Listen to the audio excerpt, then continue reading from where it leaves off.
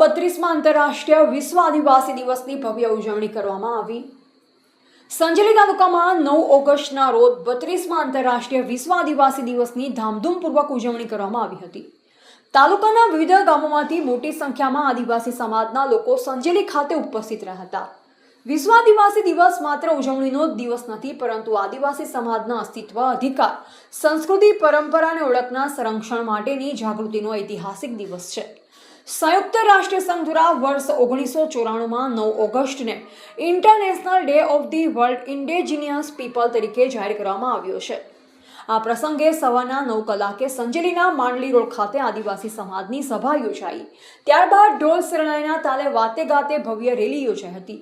Rally સંજેલીના વિવિધ માર્ગો પરથી પસાર થઈ જૂના બસ સ્ટેન્ડ ખાતે પહોંચી અને ત્યારબાદ અહીં ગુરુ ગોવિંદ મહારાજની પ્રતિમાને પુષ્પહાર અર્પણ કરી ધજા ચડાવવામાં આવી તથા હાર શ્રીફળ અર્પણ કરી પૂજા અર્ચના કરવામાં આવી હતી।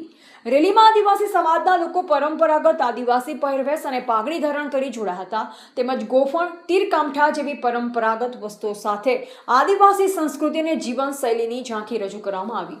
ઢોલ શરણાઈના તાલે નાચતા ગાતા નીકળેલ રેલી દરમિયાન આદિવાસી સમાજની એકતા અને સંસ્કૃતિનું જીવંત ચિત્ર જોવા મળ્યું હતું।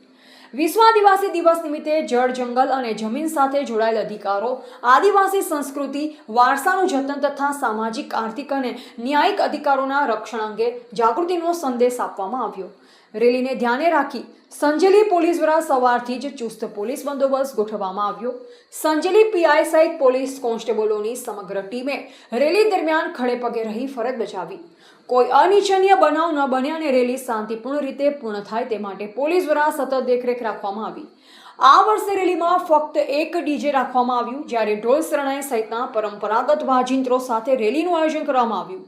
માંડલી રોડથી શરૂ થઈ રેલી વિવિધ માર્ગો પરથી પસાર થઈ ભાણપુર ફાટક ગુરુ ગોવિંદ ચોક ખાતે ચા નાસ્તા સાથે શાંતિપૂર્ણ વાતાવરણમાં સંપન્ન થઈ। આમ સંજેલી તાલુકામાં વિશ્વ આદિવાસી દિવસની ઉજવણી આદિવાસી એકતા, સંસ્કૃતિ, પરંપરા અને હક અધિકારોના સંદેશ સાથે ઉત્સાહભેર શાંતિપૂર્ણ રીતે સંપન્ન થઈ। રિપોર્ટર નરેશ ડી વ્યાસ, બનાસની પુકાર, સમાચાર ગુજરાત।